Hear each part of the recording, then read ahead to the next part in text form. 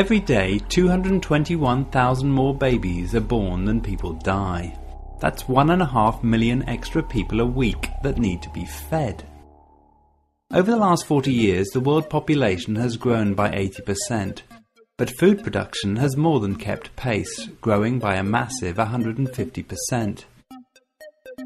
Although the number of people has almost doubled, on average we all have more food per person than we ever had before.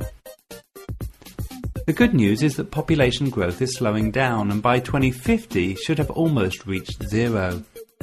But not before adding another 2.5 billion people to the global population. That's 9.2 billion people, 34% more than there are right now, and 60% of them living in Asia. And here's the problem.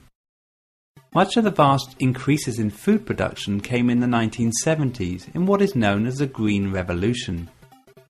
Before then, to increase food production, you just increased the area of land you farmed, but land was running out. So in the 70s, new fertilizers, pesticides and seed variations were used to increase yields, allowing for much bigger harvests from the same plots of land. But at some point in the 1980s, the rate at the crop yields were increasing started to fall, and in the 1990s, the food production growth rate dropped below the population growth rate.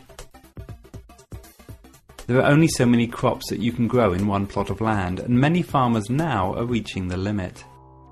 And as if that was not enough of a problem, there are other factors at play that are reducing our ability to produce food. Climate change is starting to have an effect on crop yields. The International Food Policy Research Institute ran a whole series of scenarios on climate change, and they all led to lower crop yields in 2050. There are decreasing water resources, with extra pressure on that water being made by man's obsession for meat. In the next 40 years, the demand for meat will double, but every kilogram of meat uses 8 times the water than it takes to produce 1 kilogram of wheat. As natural reserves of oil run out, so its price goes up, which in turn affects the price of fertilizer, and it also increases farmers' motivation to farm plants that can be turned into biofuels, again reducing the farmland and resources used to feed the world.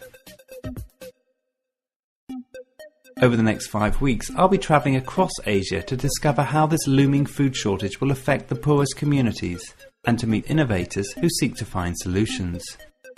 In part 2, I'll be reporting from Asia's most food insecure district, just across the Chinese border in Nepal's Western Hills.